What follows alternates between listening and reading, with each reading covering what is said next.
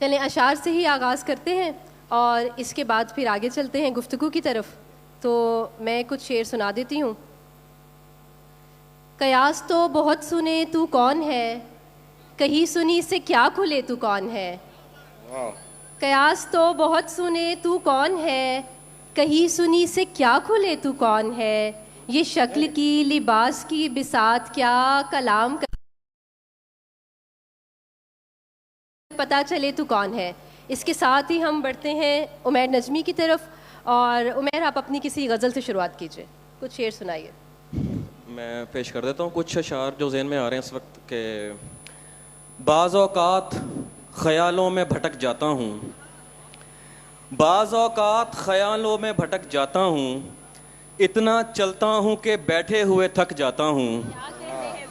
बाज़ औक़ात ख़यालों में भटक जाता हूँ, इतना चलता हूँ कि बैठे हुए थक जाता हूँ।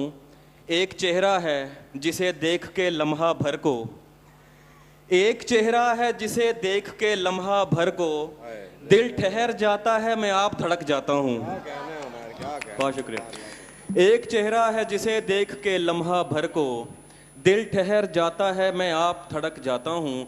घर से मैं खींच के लाता हूँ सड़क तक खुद को, घर से मैं खींच के लाता हूँ सड़क तक खुद को, फिर जिधर लेके चली जाए सड़क जाता हूँ। घर से मैं खींच के लाता हूँ सड़क तक खुद को, फिर जिधर लेके चली जाए सड़क जाता हूँ। 3 अशार याद आ रहा। हाँ जी, अब बहुत शानदार, क्या कहने हैं। उमैर नजमी के लिए भरपूर तालियां। आई थिंक आप लोग सेशन में तालियां बजा बजा के थक गए हैं, कोई एनर्जी नहीं है। एक बार भरपूर तालियां और फिर हम चलते हैं तहजीब की तरफ। तहजीब से कुछ अशार सुनते हैं। वो थोड़ा सा अपना मिसरा तब्दील करें आपके के दाद दे पता चले तो कौन है।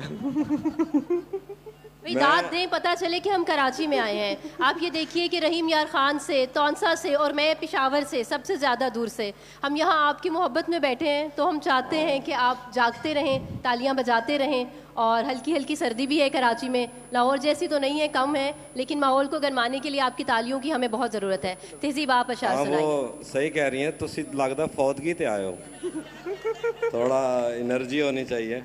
2 शेर मैं सुनाता हूँ कि बहुत शुक्रिया। शेर है कि तेरे हाथों से किसी रोज मुझे आग लगे, तेरे हाथों से किसी रोज मुझे आग लगे, ऐसा सुलगूं कि हवाओं की जरूरत न पड़े। तूने चाहा जिसे वो इतना तुझे खुश रखे, तुझको मेरी भी दुआओं की जरूरत ना पड़े। बहुत शुक्रिया।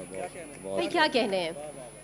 एक सवाल जो मैं पर्सनली आप दोनों से पूछना चाहती हूँ कि इत्तेफाकन आप दोनों का ताल्लुक़ जनूबी पंजाब के ख़ित्ते से है और अदबी और तख्लीकी एतबार से ये बहुत ज़रख़ेज़ ख़ित्ता रहा है। तो मुझे जानना है कि ऐसा क्या है, कुछ ज़मीन में ऐसा है, कोई सब्ज़ियाँ ख़ास ऐसी उगती हैं जो खाते हैं, जो इतनी ज़बरदस्त शायरी होती है। तो ये सवाल आप दोनों से है और मेरा आप बताइए, फिर तहजीब से पूछते हैं। तुम बड़े ज़्यादा बड़े तख्लीक़कार हो, पहले जवाब दो। मुझे लगता है, पता नहीं, शायद आम तौर पर तो यही कहा जाता है कि जहाँ जिस खित्ते में, जिस इलाके में कोई किसी ख़ास तरह की कोई महरूमियाँ हों, कोई कहीं जब अब मैं ऐसा तो नहीं बोलूँगा कि हक गसब किए जाते हों, लेकिन ज़ाहिर है वहीं से ही बड़ा लिटरेचर तख्लीक होता है। शायद यही बात होगी, लेकिन सारे भी अच्छे नहीं उठूँ दे, वहाँ कम ही हैं। हाँ बस, हाँ, ऐसी भी कोई गल नहीं। यार आप लोग तालियां बजा दें।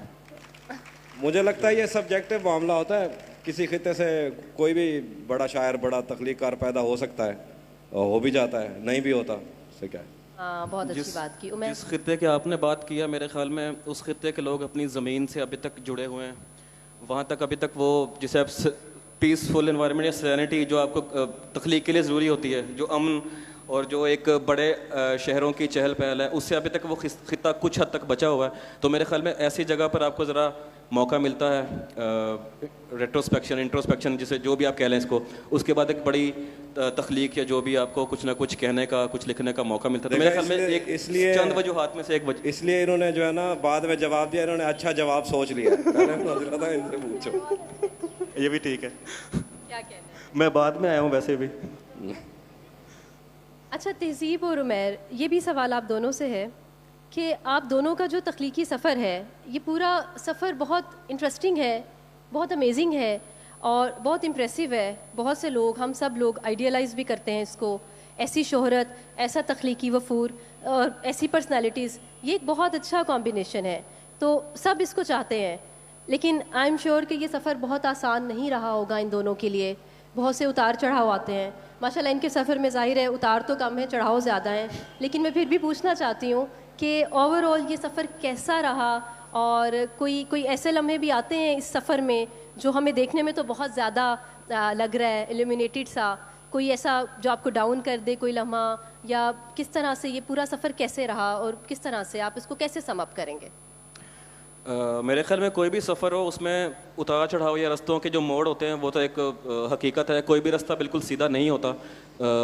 कहीं आप थोड़ा सा ऊपर होते हैं, एक कहते हैं ना one day up one day down, तो वो कोई ना कोई मोमेंट ऐसा होता है जब आपको लगता है कि आपने कुछ अचीव किया है, अगला ही मोमेंट आपको लग रहा होता है कि मुझसे ये छीन भी गया है। तो कुछ कुर्बानियाँ होती हैं, कुछ आपका उसमें क्या कहते हैं, कुछ आपको उसके उन कुर्बानियों के एवज आपको कुछ मिल रहा होता है।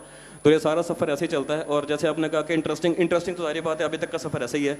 और जितना भी शुक्र अदा कि मतलब हमारे दौर में बहुत सारे लोग हैं, हम तो ये सोचते हैं, मैं ख़ास तौर पर, कि एक वक्त में इतनी सारी आवाज़ें मौजूद हों और उनमें से आपको कुछ हद तक पजीराई मिल जाए, लोग आपको जाने, आपके अल्फाज उन तक पहुँचे और वो उनके दिल तक पहुँच जाएं, तो ये मेरे ख्याल में बड़ी खूबसूरत बात होती है।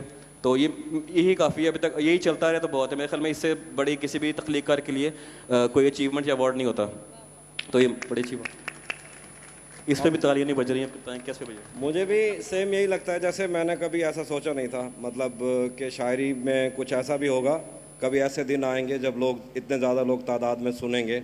और एक ख़ास तरह का मुशायरों को लेके, चूँकि बहुत पुराना कल्चर है, ये बहुत पुराना कल्चर है, इस तरह की एक ख़ास तरह की रेवोल्यूशन है किसी सतह पे। तो मैंने कभी नहीं सोचा था, तो हमने तो अपना काम किया। आज मैं बैक स्टेज यही कर रहा था एक बात, कि हम अपना काम कर रहे हैं और उस काम करने की वजह से लोग आपको इतनी मोहब्बत कर रहे हों, और जो आपका सबसे इंटरेस्टिंग काम हो और वहीं से आपको थोड़ी बहुत अर्निंग शुरू हो जाए और वही आपका ज़रिया मुआश बन जाए, तो इससे बड़ी खुशकिस्मती की बात नहीं होती। दूसरी बात यह है कि मैंने इसको कोई बहुत ज़्यादा सर पे सवार नहीं किया। आप लोग नहीं सुन रहे थे, मैं तो भी लिख रहा था, आप सुन रहे हो तो भी लिख रहा हूँ, नहीं भी सुनोगे मैंने लिखना ही। तो अच्छा, मुझे इस सफ़र में मतलब जो भी थोड़ा बहुत पजीराई मिलती है, उसकी खुशी ये होती है कि ये टाइम मेरे माँ बाप के होते हुए आया है। मेरे अम्मा अब्बा के बाद आता तो मुझे उसकी भी कोई खुशी ना होती। बस ठीक है, क्या बात है, बहुत तालियां। और इससे एक और प्रॉब्लम होता है कि संजीदा लोग आपसे दूर होते जाते हैं, ख़ास तरह के जो बहुत सीनियर्स और हमारे बड़े जो शायर और अदीब होते हैं, वो कहीं ना कहीं हर काम का ज़ाहिर है आपको अजाला तो भरना पड़ता है, अटॉनमेंट होती है हर काम की, तो इसका ये अजाला है, लेकिन इस पर ज़्यादा प्रॉब्लम नहीं है। लेकिन मुझे इसकी एक वजह ये भी नज़र आती है कि सॉरी टू से हमारे यहाँ हमारे शायद सीनियर्स में इतनी एक्सेप्टेबिलिटी नहीं है कि एक नया रास्ता है जिस पे आप चल रहे हैं और उसके बहुत से पॉजिटिव फैक्टर्स हैं, बल्कि सभी पॉजिटिव हैं, तो शायद वो एक्सेप्ट करने में, उसको कबूल करने में वक्त लगेगा। मुझे लगता है उनका उनसे नहीं भी हो रहा तो वो बिल्कुल ठीक हैं। अब मैं एक गज़ल में 50 साल 60 साल लगा दूंगा और कोई नया लड़का आके मुझे शेर सुनाएगा, तो मैंने जितनी उम्र गुजारी होगी मुझे तो मतलब क्या ही लगेगा। तो उसको अगर मैं नहीं भी मानूंगा तो मैं अपनी जगह ठीक ही हूँ। बिल्कुल, तो ये हाँ, आपको अपने रास्ते और अपनी समत का पता होना चाहिए और आपको चलते जाना चाहिए। बिल्कुल ठीक। अच्छा, ये दोनों शायर गज़ल के भी शानदार शोरा हैं, नज़म के भी शानदार शायर हैं। तो अब आप लोग बताएं, अभी हम उमैर की तरफ चलते हैं। आप गज़ल सुनना चाहते हैं या नज़म? गज़ल वाले ज़रा हाथ उठाएं। गज़ल। अब नज़म वाले हाथ उठाएं। नज़म एक ही है तो उनको सुनी हुई है। मेरी वाली ना पूछना, मैं नज़म सुनानी है। इसको ऑप्शन ही देनी है, नज़म ही सुनाएगा। तो गज़ल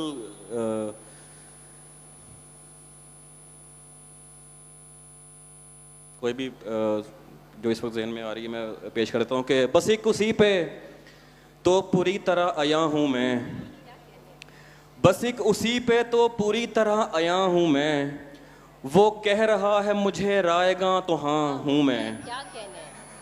बस एक उसी पे तो पूरी तरह आया हूँ मैं, वो कह रहा है मुझे रायगां तो हाँ हूँ मैं, जिसे दिखाई दूँ मेरी तरफ इशारा करे, जिसे दिखाई दूँ मेरी तरफ इशारा करे, मुझे दिखाई नहीं दे रहा कहाँ हूँ मैं। क्या कहने हैं भाई, जिसे दिखाई दूँ मेरी तरफ इशारा करे, मुझे दिखाई नहीं दे रहा कहाँ हूँ मैं। किसी ने पूछा कि तुम कौन हो तो भूल गया, किसी ने पूछा कि तुम कौन हो तो भूल गया, अभी किसी ने बताया तो था फलां हूँ मैं। किसी ने पूछा कि तुम कौन हो तो भूल गया, अभी किसी ने बताया तो था फलां हूँ मैं खुद को तुझसे मिटाऊंगा एहतियात के साथ, मैं खुद को तुझसे मिटाऊंगा एहतियात के साथ, तू बस निशान लगा दे जहां जहां हूं मैं। बहुत शुक्रिया, बहुत शुक्रिया।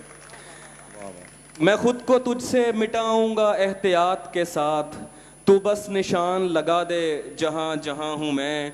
हर एक शख्स को अपनी पड़ी हुई है यहाँ, हर एक शख्स को अपनी पड़ी हुई है यहाँ, मेरा ख्याल है अपनों के दरमियां हूं मैं। हर एक शख्स को अपनी पड़ी हुई है यहाँ, ये इशारों के लिए भी है। मेरा ख्याल है अपनों के दरमियां हूँ मैं, इधर उधर से नमी का रिसाव रहता है, इधर उधर से नमी का रिसाव रहता है, सड़क से नीचे बनाया गया मकान हूँ मैं। बहुत शुक्रिया, बहुत शुक्रिया। नज़्म है, ये नज़्म है। अब तहजीब की नज़्म की तरफ। अब मैं आपसे वोटिंग नहीं करा रही, क्योंकि मेरा भी दिल है कि आज हम तहजीब से नज़्म सुने। एक बार भरपूर तालियां और फिर तहजीब की नज़्म की तरफ चलते हैं। मैं अपना पूरा कर दूंगा, पहले एक गज़ल सुनाऊंगा, उसके बाद एक नज़्म, उसके बाद नहीं ये वहाँ उसने जाने की बात की, यहाँ मेरा चेहरा उतर गया, वहाँ उसने जाने की बात की, यहाँ मेरा चेहरा उतर गया, मेरा आईना मुझे देख कर मेरे खालो खत से मुकर गया, वो मेरा नहीं भी तो क्या हुआ, मुझे उसकी खुशियाँ अजीज हैं, अच्छा शेर। उसे पहली बेटी अता हुई, मेरा घर खिलौनों से भर गया। वो मेरा नहीं भी तो क्या हुआ, मुझे उसकी खुशियाँ अजीज हैं, उसे पहली बेटी अता हुई, मेरा घर खिलौनों से भर गया। मैं मोहब्बतों की कबील के किसी घर का आखिरी फर्द हूँ, कहीं चांद देखा तो रो पड़ा, कहीं फूल देखे तो डर गया, और मेरे बेनियाज तेरी तलब का मामला ही कुछ और है, कोई तेरी धूप में जी उठा, कोई तेरी छाँव में मर गया, तू पुकारता ना फिरे कहीं मुझे दश्ते ज़ो में गुरेज में, मैं हूँ एक लम्हाए रायगां, मैं गुजर गया तो गुजर गया। अच्छा, क्या कहना है? बहुत शुक्रिया। एक नज़्म में सुना देता हूँ, एक नज़्म सुनिए। मैं जहाँ हूँ वहाँ शोर ही शोर है, झूठ ही झूठ है, एक दिखावे की दुनिया जहाँ कुछ किसी का भी अपना नहीं, ख्वाब है तो ख़रीदे हुए, नींद है तो चुराई हुई, आँख है तो मिलाई हुई, दिल किसी से लगाया हुआ, और कसम है तो खाई हुई। मैं जहाँ हूँ वहाँ शोर ही शोर है, झूठ ही झूठ है, एक दिखावे की दुनिया जहाँ कुछ किसी का भी अपना नहीं, ख्वाब है तो ख़रीदे हुए, नींद है तो चुराई हुई, आँख है तो मिलाई हुई, दिल किसी से लगाया हुआ, और कसम है तो खाई हुई। हाथ हैं तो छुड़ाए हुए, अश्क हैं तो बहाए हुए, लफ्ज़ लिख कर मिटाए हुए, दिन भी है तो बिताया हुआ, रात है तो गुजारी हुई, सबके दिल में कोई एक तस्वीर है और वो भी किसी और के कैनवस से उतारी हुई। बहुत शुक्रिया। सबके दिल में कोई एक तस्वीर है और वो भी किसी और के कैनवस से उतारी हुई, हर तरफ नफ़रतें और जलन, अपने प्यारों से झूठे वचन, दूसरों के खुदाओं का इनकार करने की झूठी लगन, मंदिरों में अज़ां, मस्जिदों में भजन, खालीपन, अपने सीने में तुम इन धड़कते हुए पत्थरों को अगर दिल कहो तो कहो, पर मेरी मार्जत, औरतें आरजू तो नहीं है कि तुम इनको पूरा करो, औरतें आईना हैं, इन्हें देख कर ही तुम्हें अपने अंदर के हैवान पहचानने में मदद मिल सके तो मिले। तुमने सोचा जिन्हें छू के तुम छोड़ आए हो, अब वो बदन क्या हुए, अपने महबूब को तुमने खलवत में मिलने का सोचा तो ओयो किया, हाथ उठाए तो कॉन्सर्ट में नाचने के लिए उंगलियां टेढ़ी की और योयो किया। सच्चे फनकार को गालियां, बहुत शुक्रिया, सच्चे फनकार को गालियां, मस्खरों के लिए गंदी बातों पे बस सीटियां तालियां, रात भर आज की रात सुनते हो और वो तमन्ना है उसकी तमन्ना में अपने न खो दो कहीं। कुछ बरस पहले कांटा लगा था तुम्हें और बेरी के पीछे तुम्हें कुछ मिला, बुढ़ापा नहीं देखता कौन शीला जवां थी यहाँ। बहुत शुक्रिया। बुढ़ापा नहीं देखता कौन शीला जवां थी यहाँ। जिंदगी कोई सिनेमा नहीं कि यहाँ जख्म होगा दुखेगा नहीं। आदमी कोई पुष्पा है क्या जो झुकेगा नहीं। जिंदगी कोई सिनेमा नहीं कि यहाँ जख्म होगा दुखेगा नहीं। आदमी कोई पुष्पा है क्या जो झुकेगा नहीं। ये तो फिल्में हैं कोई फ्लॉप हो गई और कोई चली। कौन शिवगामी देवी यहाँ कौन बाहुबली। हर बदलती हुई बीट पर तुम थरकते रहे पाँव थकते रहे। अब जब अपनी तरफ तुम सफ़र कर रहे हो तो तुमसे चला ही नहीं जा रहा।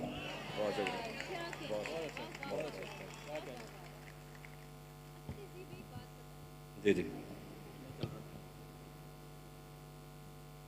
एक बात बताएं, आपकी शायरी में एक अजीब दुख है, मतलब इंसान उस दुख को आपके शेर सुनाने की कितनी देर बाद तक महसूस करता रहता है।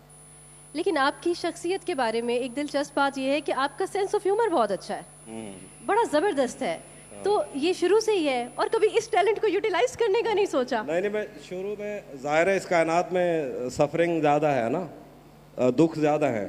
दुख जैसे अल्टीमेट ट्रूथ टाइप है, ज़्यादा दुख ही रहेगा। यानी खुशी अपने होने से पहले नहीं होती या कम होती है और होने के बाद तो ख़त्म ही हो जाती है। दुख अपने पहले से मौजूद होता है और अपने बाद तक रहता है। खुशी के लिए मेहनत करनी पड़ती है। अगर आपको कोई अच्छा लगता है उसके लिए बस में बैठने का टिकट लेनी पड़ेगी, उधर जाना पड़ेगा, बहुत मेहनत लगती है। दुख तो फूड पांडा वाला भी घर फेंक जाता है। हाँ, तो इसलिए मैं खुश रहना चाहता हूँ। दुख तो आते रहते हैं, दुख जाहिर है स्टेट ऑफ माइंड है, खुशी भी और दुख भी। दुख को भी मैं वेलकम करता हूँ, वो तो मिलना ही है। तो मैं चाहता हूँ ज़्यादा देर खुश रहना चाहिए आदमी को। बहुत अच्छी बात है। इस माइक का शायद सेल्स ख़त्म हो गए, कुछ बैटरी का इशू है। मेरी आवाज़ आ रही है? अच्छा उमैर, अब आपकी शख्सियत के बारे में भी एक सवाल है। मुझे हमेशा से आपकी शख्सियत बड़ी पुरअसरार सी लगती है। आप खामोश रहते हैं, मुझे लगता है ज़्यादा आप ऑब्ज़र्व करते हैं। तो आप ऐसे ही हैं, प्रिटेंड करते हैं, कम गो हैं, पुरअसरार हैं, ये क्या है? कभी किसी और ने ऐसा कोई कमेंट किया है आपकी पर्सनालिटी के बारे में? सबसे पहले तो ये है कि दुनिया का हर आदमी प्रिटेंड कर रहा होता है किसी न किसी स्टेज पर। मैं शायद ज़्यादा करता हूँ। तो लेकिन बहरहाल ऑब्जर्वेशन का तो ये है कि मेरा ज़्यादातर मैंने एक शेर भी कहा है कि शायर मुशाहिदे को बनाता है तजर्बा, गुर्बत पे शेर कहता है बेटा रईस का। क्या बात है। तो ऑब्जर्वेशन जो है वो मेरे ख्याल में एक्सपीरियंस के लेवल की ही चीज़ है। अगर आप ऑब्जर्व करने में आपके पास इतने सेंसेस हैं कि आप हर चीज़ को महसूस करते हैं अंदर तक, तो आप किसी दूसरे की जगह जाकर भी उसका दर्द महसूस करके अशार कह सकते हैं। आपने अगर हिजर नहीं भी भुगता हुआ, किसी हिजर ज़दा के साथ बैठकर आप हिजर पर शेर कह सकते हैं, अगर आपके अंदर वो ऑब्जर्वेशन की पावर है। बाकी पुरअसरार अगर लगता हूँ तो मेरे ख्याल में तो अच्छी बात है। थोड़ा सा आजकल तो काफ़ी इन है। Big brother. अच्छा ये बताएं कि आपकी शायरी में आदात बहुत ज़्यादा हैं। आपकी किताब का नाम एक, आपकी नज़्म, फिर आपके बहुत से अशार में। इसकी क्या वजह है? इसके पीछे क्या इसका बैकग्राउंड है? अच्छा, ये गैर इरादी है। ये मुझसे काफ़ी दफ़ा सवाल पूछा गया। मैंने हर बार यही कहा कि मैंने कभी इरादी जैसे कहते हैं तौर पर अपने अशार में गिनती घुसाने की कोशिश नहीं की। शायद वो एक मुझे बहरहाल शुरू से आदात के साथ दिलचस्पी तो थी। मैं मैथमेटिक्स का एक बहुत अच्छा स्टूडेंट भी था और मैं इंजीनियर भी हूँ, इसलिए बना। वो बाद में वो शायद सारी चीज़ें मेरे अंदर जज्ब हो रही थी और फिर वो जब निकली तो वो शेर में भी काफ़ी सारे उसमें हैं ऐसी, जो आप सही कह रही हैं कि हर एक हज़ार में बस 5-7 हैं हम लोग, तुझे ना आएंगी मुफलिस की मुश्किलात समझ। तो इस तरह के काफ़ी सारी गज़लों में चीज़ें हैं। जैसे आपने नज़्म का भी जिक्र किया, उसमें भी आदात आते हैं। तो वो मेरा एक्सपीरियंस शायद कुछ उन चीज़ों को इतना मेरे अंदर वो आ चुकी हैं कि मैं शायद मेरी हर गज़ल में कोई ना कोई एक शेर ऐसा होता है जिसमें आदात। लेकिन वो मैं वही बात कि इसमें कुछ भी मसनूई या बनाया हुआ नहीं है, वो खुद ब खुद आता है। अच्छा, ज़बरदस्त। तुझे ना आएंगी मुफलिस की मुश्किलात समझ, ये सुना दें। उससे पहले मेरा सवाल भी, ये मच्छर भी आर्ट्स काउंसिल के हैं क्या? जा ही नहीं रहे, हट ही नहीं रहे आका। अच्छा ठीक है जी। मैं उसके 2-3 अशार पेश कर देता हूँ कि तुझे ना आएंगी मुफलिस की मुश्किलात समझ, तुझे ना आएंगी मुफलिस की मुश्किलात समझ, मैं छोटे लोगों के घर का बड़ा हूँ बात समझ। तुझे ना आएंगी मुफलिस की मुश्किलात समझ, मैं छोटे लोगों के घर का बड़ा हूँ बात समझ। मेरे अलावा हैं 6 लोग मुनहसिर मुझ पर, मेरे अलावा हैं 6 लोग मुनहसिर मुझ पर, मेरी हर एक मुसीबत को ज़र्ब साथ समझ। क्या कहने हैं भाई, वाह मेरे अलावा हैं 6 लोग मुनहसिर मुझ पर, मेरी हर एक मुसीबत को ज़र्ब साथ समझ। फलक से कट के ज़मीं पर गिरी पतंगें देख, फलक से कट के ज़मीं पर गिरी पतंगें देख, तो हिज्र काटने वालों की नफ्सियात समझ। क्या कहने हैं भाई, फलक से कट के ज़मीं पर गिरी पतंगें देख, तो हिज्र काटने वालों की नफ्सियात समझ। दिलो दिमाग ज़रूरी है ज़िंदगी के लिए, दिलो दिमाग ज़रूरी है ज़िंदगी के लिए, ये हाथ पाँव इजाफी सहूलियात समझ। क्या कहने हैं बहुत भाई, शुक्रिया, वाह, वाह, वाह, बहुत वाह, शुक्रिया, वाह, बहुत वाह, बहुत बहुत शुक्रिया।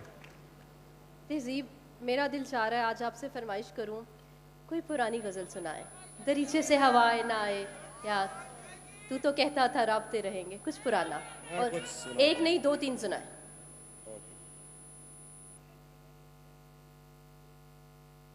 दो तीन तो शेर। अब पुरानी गज़लों में थोड़ा कुछ या कुछ शेर अच्छा कुछ भी सुनाए।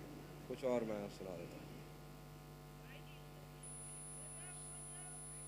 मरियम भी नाज़मा भी मैंने सुनाई है,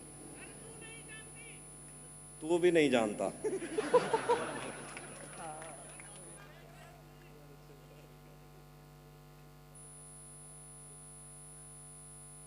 सफ़ेद शर्ट सुना देता, या बल्कि एक गज़ल है वो सुन लें। जैसे फ्रिया जी ने बोला पुरानी गज़ल सुनाया था मैं। तेरी तेरी आँख से मेरा गम छलक तो नहीं गया, तुझे ढूंढ कर कहीं मैं भटक तो नहीं गया। क्या कहने हैं भाई, वाह, तेरी आँख से मेरा गम छलक तो नहीं गया, तुझे ढूंढ कर कहीं मैं भटक तो नहीं गया। तेरी बद्दुआ का असर हुआ भी तो फायदा, मेरे मान पड़ने से तू चमक तो नहीं गया। यार वाह वाह वाह, तेरी वाह भाई, बद्दुआ क्या का असर हुआ भी तो फायदा, मेरे मान पड़ने से तू चमक तो नहीं गया। बड़ा पुरफरेब है शहदो शीर का जायका, मगर इन लबों से तेरा नमक तो नहीं गया। क्या कहने हैं बड़ा भाई, पुरफरेब है शहदो शीर का जायका, मगर इन लबों से तेरा नमक तो नहीं गया। तेरे जिस्म से मेरी गुफ्तगू रही रात भर, मैं कहीं नशे में ज्यादा बक तो नहीं गया। क्या कहने हैं तेरे भाई, जिस्म से मेरी गुफ्तगू रही रात भर, कहीं मैं नशे में ज्यादा बक तो नहीं गया।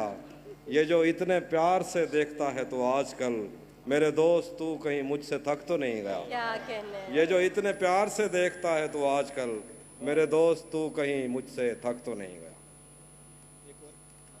बहुत शुक्रिया, बहुत शुक्रिया, बहुत शुक्रिया। एक और गज़ल, मैं कुछ सवाल ही पूछना। लोग सुनना चाह रहे हैं, आप देख रहे हैं वो बार बार हाँ, वो फरमाइश सुना कर देता रहे हूँ। हैं। एक तरफ सुनाता हूँ।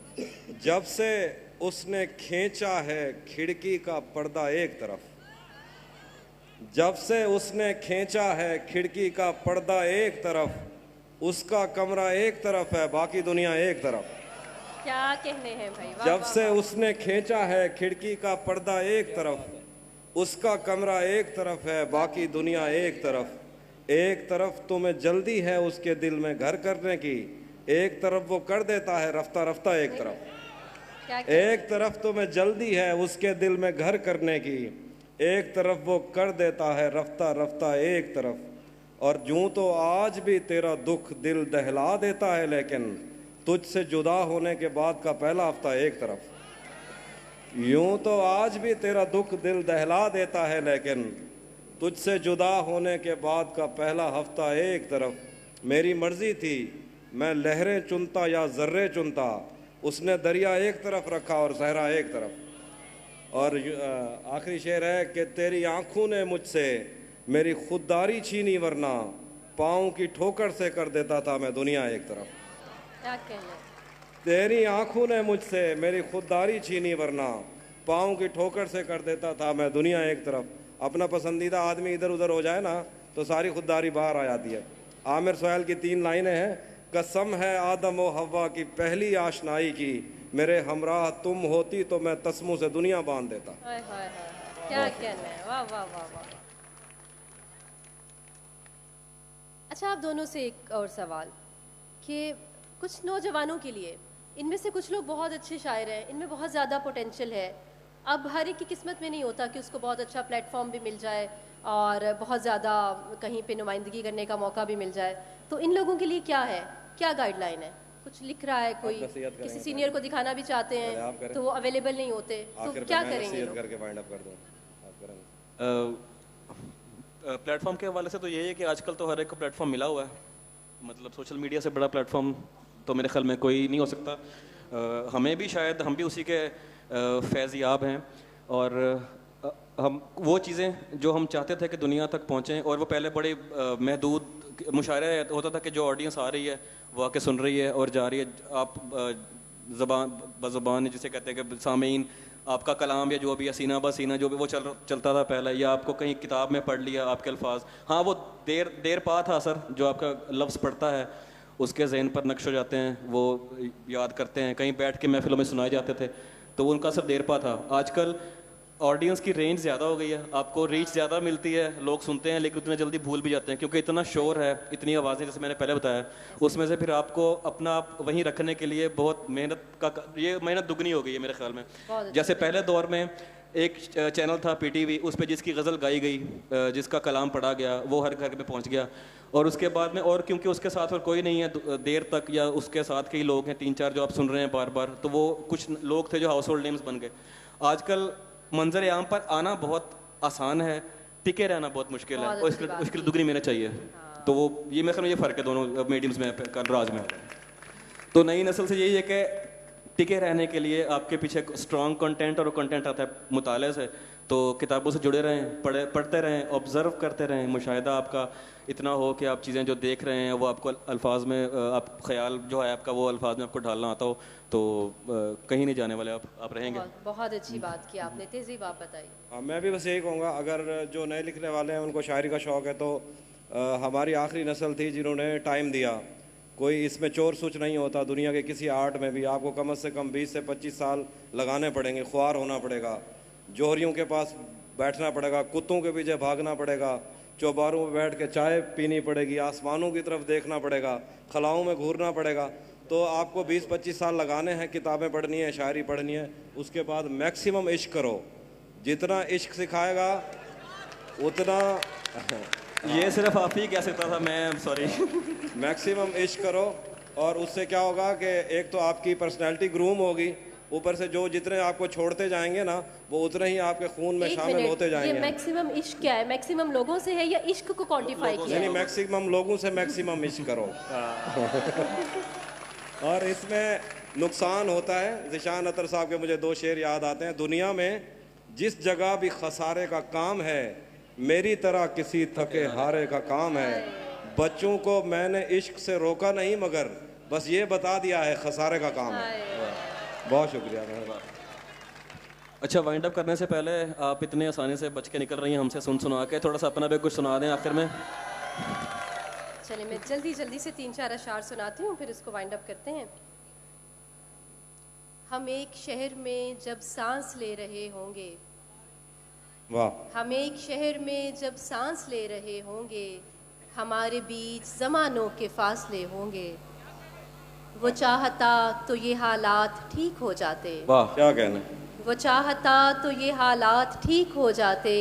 बिछड़ने वाले सभी ऐसा सोचते होंगे। क्या कहना है, वाह वाह वाह। बिछड़ने वाले सभी ऐसा सोचते होंगे।